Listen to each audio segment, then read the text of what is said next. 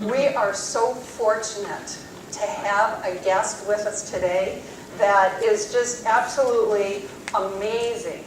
And that happens to be Bonnie Blair.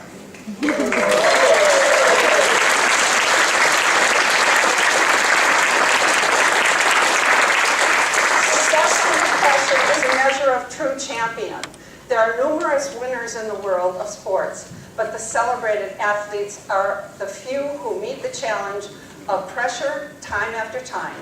Bonnie Blair is undoubtedly celebrated as the speed skater who produces her best performance when it counts the most. That's a challenge. The first Olympic Games were in Sarajevo in 1984, where she placed 8th in the 500 meters. 4 years later in Calgary, Canada, she captured her first gold medal in world record time, followed by a bronze in the 1,000 meters. In Albertville, France, her third Olympic Games, she won both 500 and 1,000 meters, where she became the first American woman to win back-to-back medals, gold medals that is, in the same event. Bonnie was victorious again in her last Olympic Games in Lillehammer, Norway, where she again won both the 500 and 1,000 meters, becoming the winningest Winter Olympian in history. 6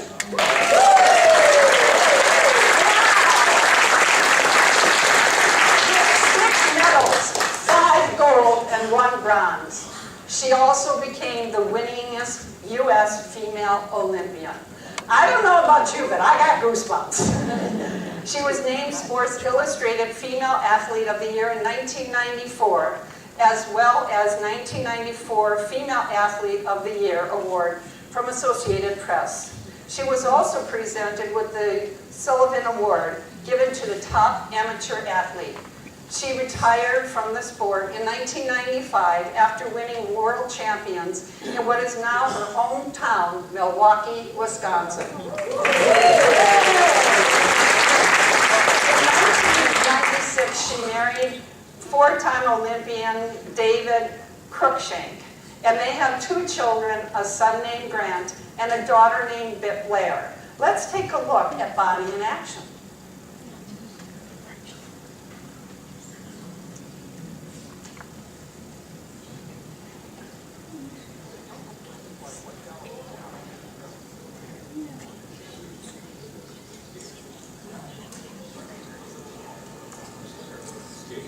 Last night, Bonnie skated into history with her 5th Olympic gold medal, a record for American women. Charles Corral tells us about the making of the champion.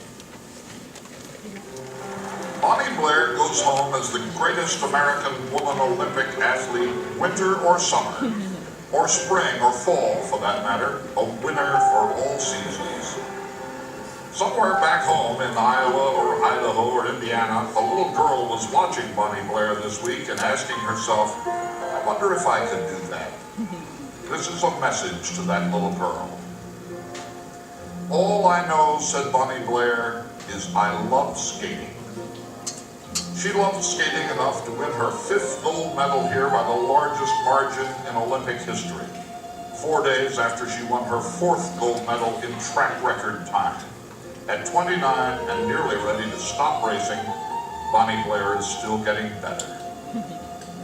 2 years ago, she was good enough to win her 3rd gold medal in Albertville. Olympic champion Bonnie Blair. That was just 4 days after she won her 2nd gold medal. You see what we're doing, running Bonnie Blair's career backward. We saw her win her 1st gold medal in Calgary when she was only 23, and saw her stand on the platform for the first time with tears in her eyes. All I know, she said then, is I love skating. Note to that little girl back home, you have to love skating. You have to love leading your rival into the turn when you are 17, just as you did when you were 13, just as you did when you were 10 and already had the confident look of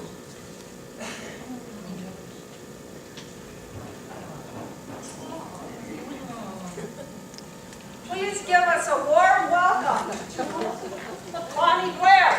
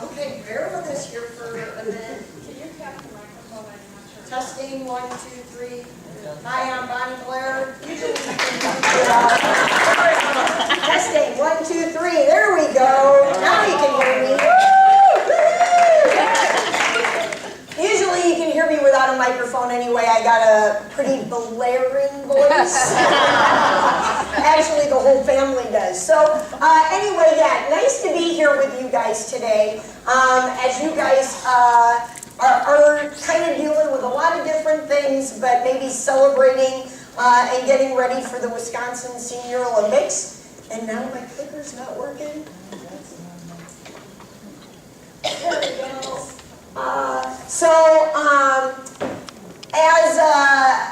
Probably one of the most asked questions of me is, what does it feel like to be an Olympic champion? And I guess I've always felt like that's been a loaded question.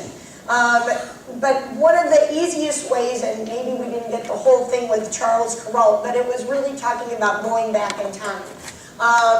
And at what was my second Olympic Games in Calgary, where I won my first Olympic race there in the 500 meters in world record time, as I was about to get up onto the podium and receive my medal, I was looking out into the audience and I was capturing my different family members. Now, during my race, they had been all in one area, kind of in a clump all together. But for the award ceremonies, they wanted to be right front and center, and that's not where their seats were. So they kind of intermingled in between different people, so they were really kind of scattered out, but still kind of in front of everything. And I was able to catch my sister Angela, and she was crying. Oh no, this is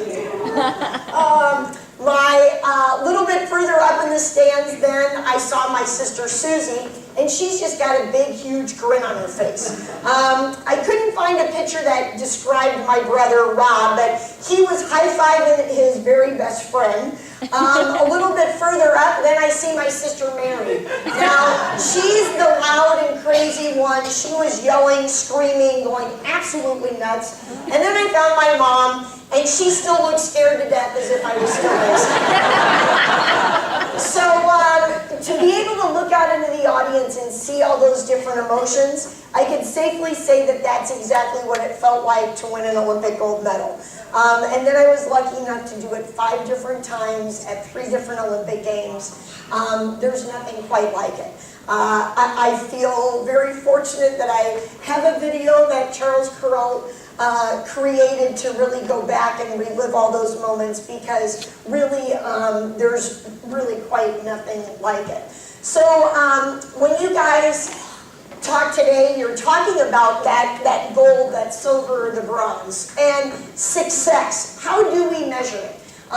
Is it always about gold, silver, or bronze? Yeah, sure, that's part of it. But to me, it was always about achieving your personal best. Doing what I knew how and doing it the best way that I could. So yes, it could be a gold, a silver, or a bronze, but in Lillehammer, it was a 4th. And the 1,500 meters was not my strongest event. I won medals in the 500 and 1,000. The 1,500 meters was a race that I really used as training to help me be better at that 1,000 meters. But in that 1,500 meters in Lillehammer, I skated that race faster than I ever had in my entire life by over 1.5 seconds. And that's a long ways. So not only was it a personal best for me, it was the fastest any American female had ever skated in that race. And so yeah, I was on top of the world, and for a while I was sitting in that 3rd spot, ready to get that bronze, until this other girl stepped on the line that I knew definitely had a chance to beat me. But she not only beat me, but she bumped the person who was in 2nd out of 2nd, and she went down to 3rd. Anyway, I wound up getting 4th in that event. And to me, I was on top of the world. Yes, I left that Olympic Games with 2 Olympic gold medals, and believe me, I am very excited and happy that I was able to do that. But if I had to look at the races that I competed there, and what was the best race that I competed in there, it was that 1,500 meters. It was the one that I skated the best, given what my ability was. And not to say that I didn't skate well in the other ones, I did skate well in the other races. But if I looked at it, it was a personal best for me. It was something that I had never done before. I had gone faster, and to me, that is success. So sometimes we have to look at success in all different ways. So yes, it can be a gold or silver or bronze, and in my case, in the 1,500, it was 4th. And just missing, actually I just missed that bronze medal by 3/100ths of a second. So that's probably about that far and takes about that long. So definitely a very close one. So achieving your personal best. You know, when I look at achieving your personal best, how do we wind up doing that? When I kind of took a step back from what I was doing in my skating life and realizing how did I accomplish all this? You know, if there was a way to bottle it and sell it, you know, yeah, sure, I'd make millions. But, you know, you have to try to, I took a step back and said, well, you know, really, what did I do? And to me, there were 3 critical essentials that helped me to do that. And that was my dedication, having a sense of balance, and being willing to take a risk. So starting off with dedication, my family had me on skates at the age of 2, or thereabouts. They said that they didn't even have skates that actually fit, so they left my shoes on and then put my feet in the skates. I was racing at the age of 4, and so, you know, yeah, it goes back a ways, but it was what we did as a family. I was the youngest of 6 kids. And so I just, you know, the rest of the family was going to the rink, I was going to go with them. But part of that dedication, what does that all encompass? There's definitely a lot of different parts to it. Obviously, you've got to have a commitment to what you're doing. I think part of that commitment has to really rely in the love for what you have for something. You've got to love what you're doing, because when you have that love and that passion for something, it definitely makes it easier to give back to it on a day-to-day basis, and especially when things maybe aren't going the way that you would want them to. But, you know, by having that love, it makes that commitment that much easier to go and to attack. And saying that no matter what happens, you're going to get up and you're going to do what it takes each and every day to really go after it. You got to have a plan. To me, that plan was usually kind of put together with my coach, and we would go back and forth and figure out what things work, maybe readjust on different things and change it up for the next year. But definitely having a plan of attack. Because you're going to be having goals and making sure that those goals you're attacking, you know, just keep going up that ladder one rung at a time. One of the other things I always say is you've always got to skate through the finish line. Or as Michael Phelps did, he swam all the way to the finish line. Now, if you remember the race in the butterfly that he did at the Olympics, and the other guy was ahead really with 1 stroke to go, but Michael went all the way to the finish line and wound up beating that guy by like 0.02 or something like that. Just crazy. But to me, that's what it's really all about. Making sure whatever you start, you finish. And you really go past the finish line, not just to the finish line. One of the coaches that I had, he was the coach that I had at my last Olympic Games. And watching him race in a race in Sarajevo, because we were teammates as we were growing up, my first Olympic Games, I actually happened to be right at the finish line when he was skating the 1,000 meters. And in the 1,000 meters, he was skating against a guy from Norway. And literally, they were coming across the finish line almost dead even. But the other guy really skated through the finish line, and Nick just kind of let up as he got there.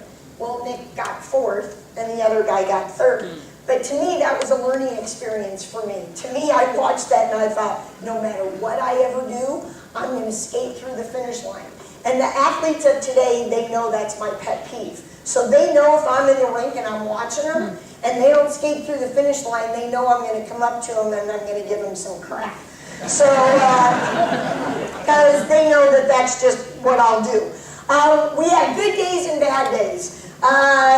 You know, every day wasn't me definitely standing on the podium and hearing the national anthem. I definitely had my frustrations through it all, sometimes entire seasons. But I think for the most part, I talked about the love earlier. You've got to love what you do. And then you try to figure out what's going wrong. How can I make things better? I had my brother Rob, he had suffered a brain tumor. And to him, his glass was always way more half full than half empty. And after he got his brain tumor, he said to me one time, he said, you know, I just kind of realized that before I had my brain tumor, there was 10,000 things that I could do. But now that I have my brain tumor, there's 9,000 things that I could do. So, you know, yeah, he looked at that and was like, sure, there's some things that I can't do, but there's definitely things that I can do. And I think if we go through our lives and we try to find those positives in things instead of the negatives. To me, I always kind of felt like, oh God, I'm having trouble with this and I'm having trouble. And if I keep thinking of all the things I'm having trouble with, they tend to snowball on you and they run away from you and it's going the wrong direction. Instead of, well, yeah, I might be having trouble on my corners, but my straights are going really well. I've got a really good start. Try focusing on those things. Focus on the things that are going correct. And hopefully, gradually, you can fix the things that are going wrong and then really try to kind of make a complete package. So dedication, like I said, comes from a lot of different areas. That passion, that love that we have for something. Goals.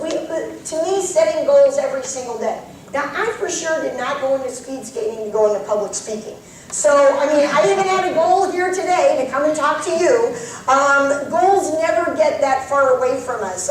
You know, whether it's making sure I get the laundry done or, you know, going to the grocery store. To me, there's always things and goals you can look at them in very different ways. When I was skating, sure, some of those goals were 4 years down the road. Some of them was about this coming weekend in races. Some of them were about training that day. Whatever you're doing every day, even as we get older, we can still have goals in our lives and not let those get too far away from us and keep kind of checking them off. Our attitude. What do you bring to the starting line? What do I bring up here in front of you today? That winning attitude, that like, yes, I can do this. I can be better at it than I was the last time.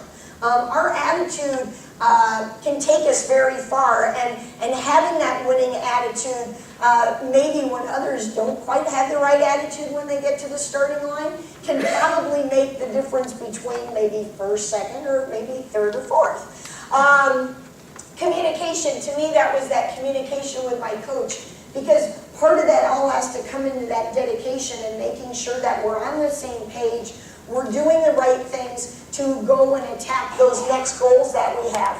And like I said, having that plan with that coach, you know, really trying to make sure all those I's are dotted, the T's are crossed, and taking things out, maybe it's a year, maybe it's 4 years, maybe it's only just till tomorrow. And then having that vision. Where do I want to go? What do I have to do in order to get there? Those are all parts of of dedication that we need to think about when we're going to attack anything. Going on to the next part is balance. And the balance in my life, I feel, comes from so many different areas. But the biggest part of the balance in my life came from the Blair Bunch. So my first Olympic Games was Sarajevo. There were just 3 Blair Bunch members there. That was my sister Mary, or my sister Susie, my sister Mary, and my mom. But like I said, that was the smallest Blair Bunch, because then we went on to the next Olympics in Calgary. And that's what I said, they were all in one area to watch the race, and actually that was an area because there was a TV camera there, so they really didn't sell those seats, because they really didn't all have seats together. But they didn't sell those seats because they felt that the cameras were taking, you know, people couldn't see. But my family was like, we don't care, we want to be together. So, boom, that's where they all kind of got in one area. 25 members there. The next Olympic Games was Albertville, France.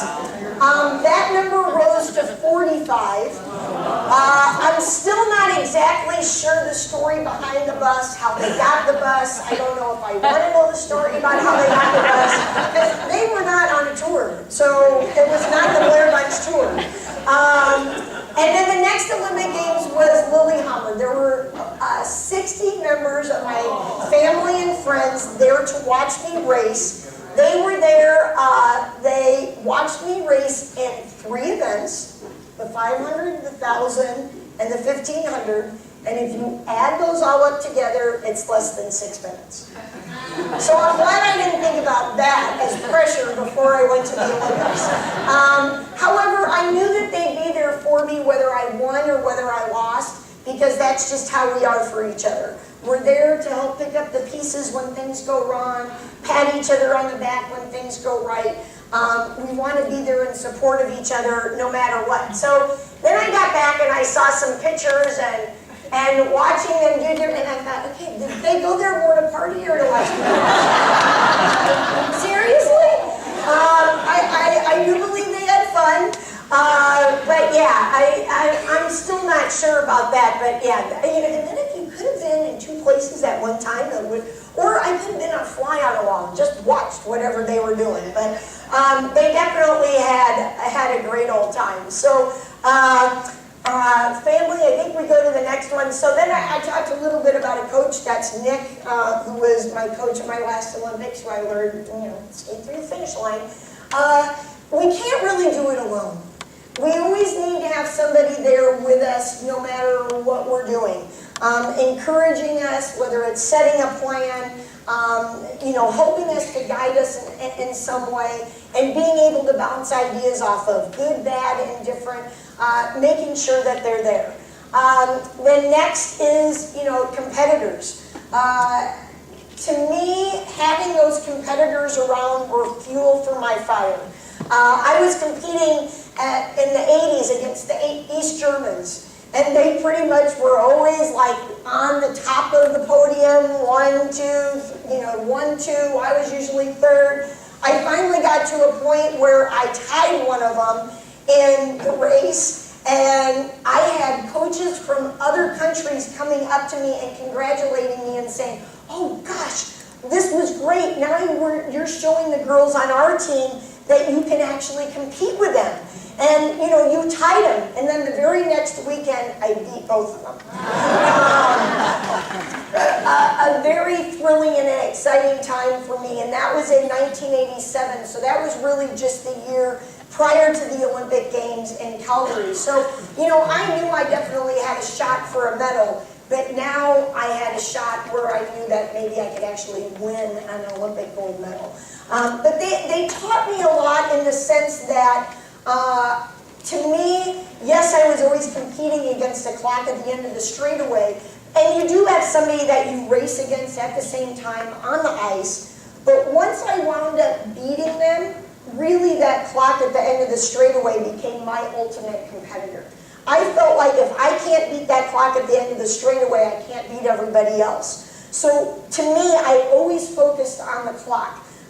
Whenever I went to different places around the world, I remembered what times I skated at those places, so that when I went back, I'm once again competing against myself. Yes, competing against others, but it really became a competition within me, and that's what would help push me so much. So really, those East Germans helped me to realize I needed to think past them and not just be looking up to them anymore. Now I had gotten to their level.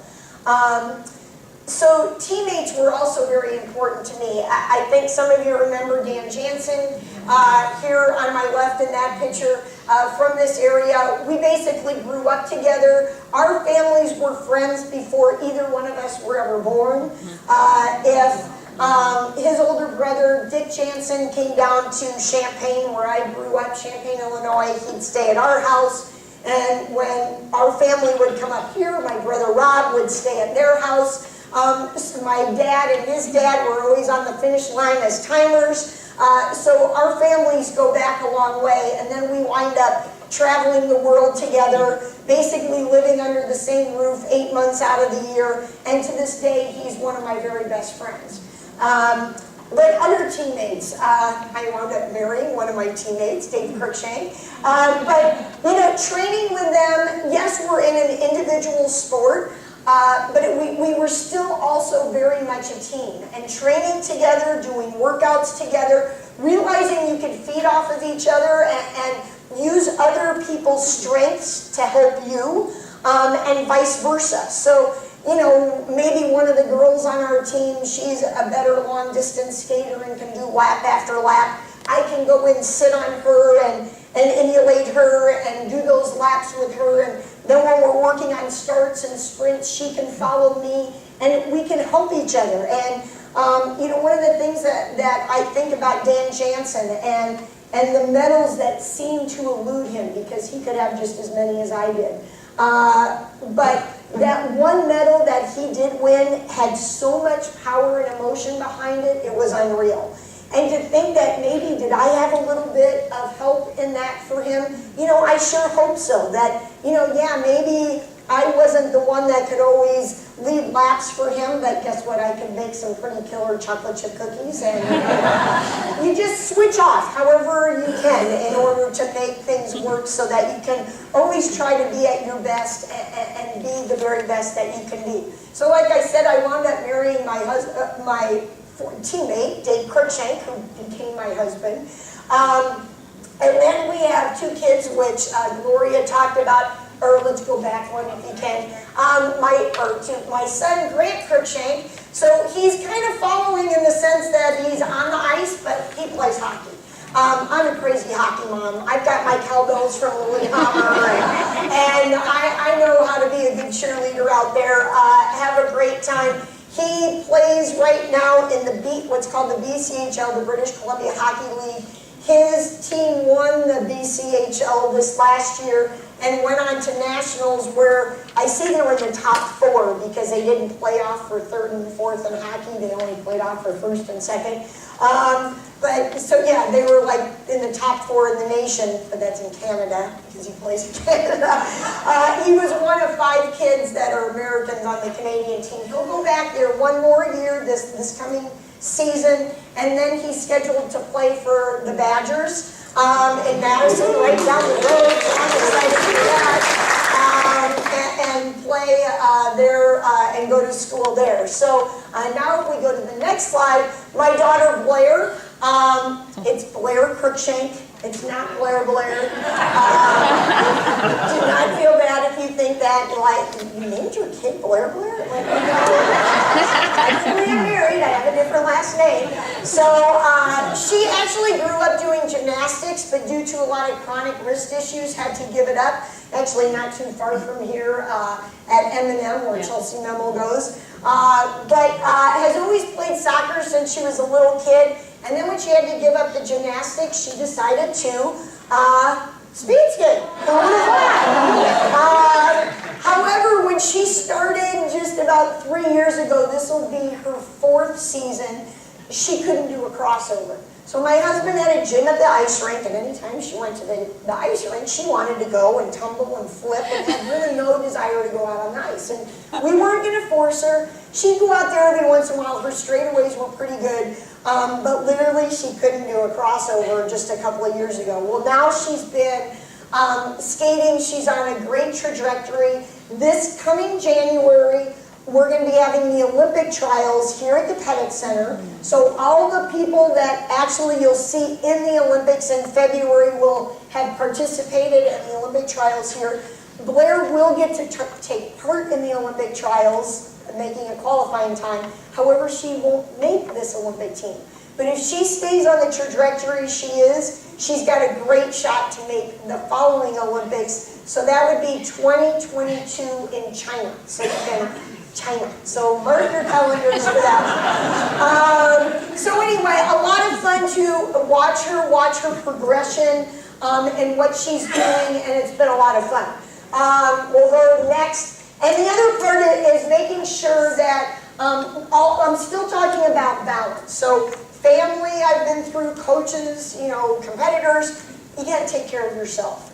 And to me, taking care of me, I can't take care of everybody else in my family unless I take care of me first. So to me, it still means exercising. I'm doing some of the training workouts with my kids. I call that a little bit more exercise because they're definitely lifting more weights and going a bit faster than I am. So there's definitely a difference between training and exercising, but still believe there's a very good reason to exercise. Mind, body, everything else. Getting proper sleep, making sure you eat correctly, but I still love my desserts, so then that's another reason why I exercise. And just really taking care of yourself. Because if you don't take care of yourself, it's hard to take care of everybody else. So I still like to run, ride the bike, maybe go on hikes. which we did in British Columbia. Of course, Grant wasn't with us because he had to play hockey, so it was just the three of us. But, doing different things, whether it's as a family or just on your own. I don't like running with other people because then you got to talk and then you get more winded and then, it makes it way more fun. So, we'll go on to the next slide. I don't even know why I'm holding on to that because it's not working. So the balance, like I said, comes from so many different areas. To me, it's like that wheel, making sure that all the spokes are in there so it spins correctly. Making sure, your family's there that you can count on no matter what. Those coaches, someone that's there to maybe help you see that and taste that first little bit of success that makes that light go on, that's like, oh yeah, now I got it, now I know what I need to do. And having those competitors, like I said, they're fuel for my fire. I loved going to international competitions and just training on the ice with them because that was just more fuel for my fire. And like I said, having those teammates or maybe coworkers that you go through the day-to-day things with. And like I said, sometimes seeing them have their success is almost as sweet as tasting it yourself. And making sure that we take care of ourselves, because we can't take care of everybody else if we don't take care of ourselves first. So the next part is risk. And risk, I think, if we're not scared to do something, you're not scared to look outside the box, try something different, do something that you've never done. That's kind of all part of it. That I took what was a big risk after my last Olympics in Lillehammer in 1994. And I had decided that I was going to skate one more year in 1995 and skate the World Championships. The World Championships were actually here in Milwaukee at the Pettit Center. And I knew I couldn't be a spectator and be sitting there and watching the biggest event for my division or whatever in that year when it's a non-Olympic year and be sitting there in the stands. That's just not going to work.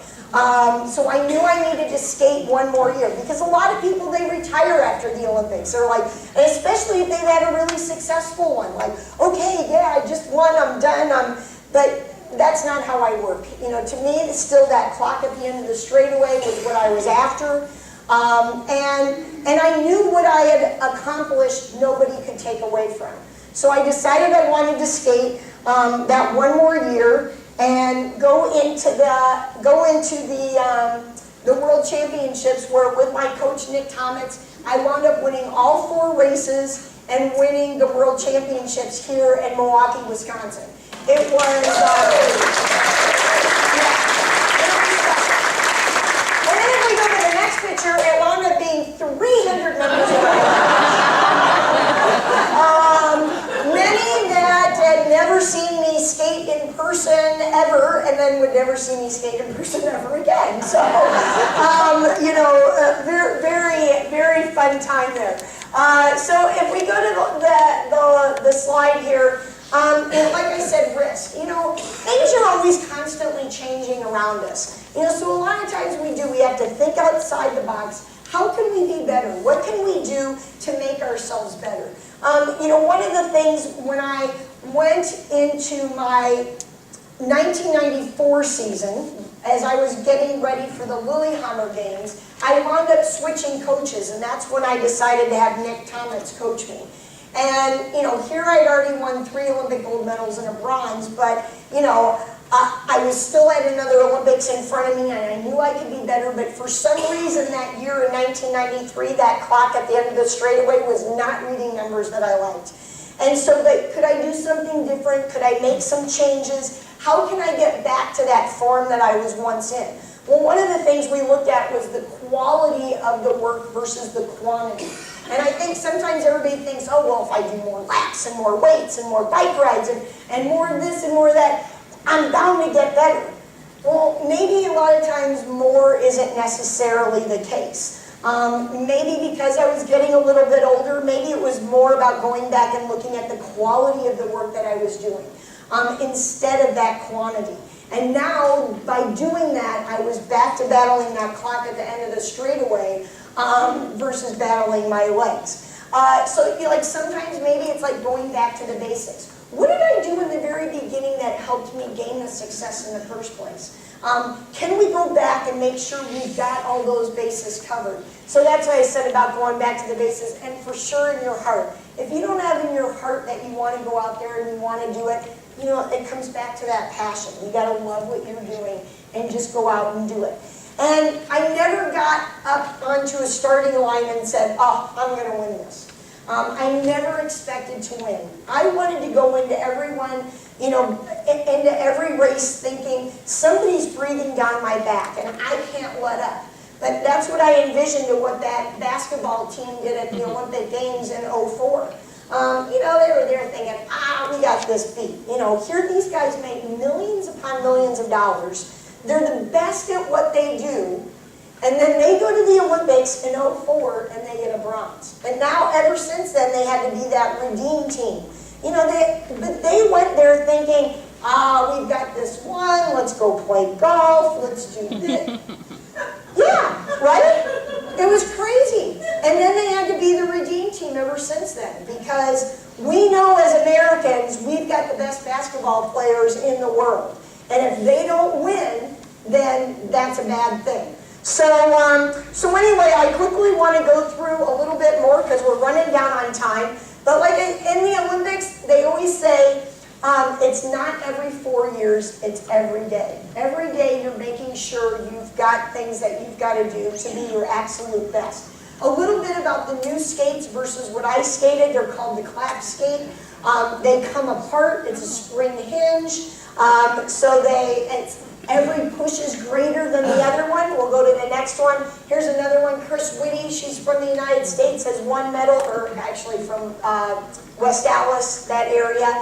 A great idea to show the straightaway. Then we go on to short track, which I also did as I was growing up. I actually won the World Championships in 1986, but it wasn't in the Olympics at that time, and then that's when I decided to really focus on long track. A lot of fun. To see it in person is way different on TV. It's like NASCAR, and if you do battle anybody like this, you're going to get disqualified, so don't relate to it like roller derby. A relay, it's a push of the butt instead of a baton, and they go more than once, so they keep filtering out onto the track. A lot of organized chaos is basically what it is. And 210 days until the next Winter Olympic Games. It gives me goosebumps. Look at that. Just to think about it. It's so exciting. A couple people to look for in short track, give you a few names. J.R. Selsky, Jessica Corman, Kathleen Reuter. Now she just got married, so I think now she's a dom chef. Well, actually last weekend. She's actually from Champaign. She grew up where I did, but now lives here. Then on the long track side, Brian Hansen, Shawnee Davis, Joey Mantilla, and then two of my favorites, Heather Richardson-Bergsma. She married a Dutch skater whose specialty is long distance. She's short distance, so their kids are going to be good middle distancers. My husband's a sprinter, so yeah, our kids are sprinters, no problem. And Brittany Bose. So those are some of the ones that names to be familiar with as the next Olympics comes to be. And we're not going to do questions because we don't have time for that. And I'm just going to wrap up with one last thing. So you remember Roger Bannister when he broke that 4-minute mile? That was like an ultimate barrier. And so when I was skating at the Olympics in Lillehammer, to me, still that ultimate barrier for me in speed skating for women's 500 meters was to break the 39-second barrier. I had owned the world record of 39:10 that I had at the Olympics in 1988. So this was a barrier I'd been trying to break for, let's see, 88 to 94, over 6 years. So, you know, I'm trying, and Lillehammer, I was pretty close. And that's not even at altitude. So I wanted to go to one more track, back to Calgary. The end of the season, they always have a competition where athletes are going there designed to do their best. They want people to set personal records. They want the world records at their track because then that's kind of their That's their world record for them. We call them the Ice Meisters, the guys that drive the Zamboni. And so anyway, I went to Calgary. It was a month and a half after the Olympic Games in Lillehammer, and I wound up crossing the finish line and hit 38.99. World record, yes.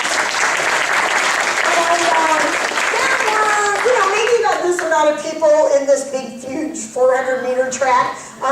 It wasn't a competition where they were like breaking down the door to get in there. It was family and friends and other competitors and other people's parents there watching. So it didn't even have that major atmosphere. But like I said, the clock at the end of the straightaway was what I was always going for. That was the part that drove me and always striving to be successful, to be the best that I could be.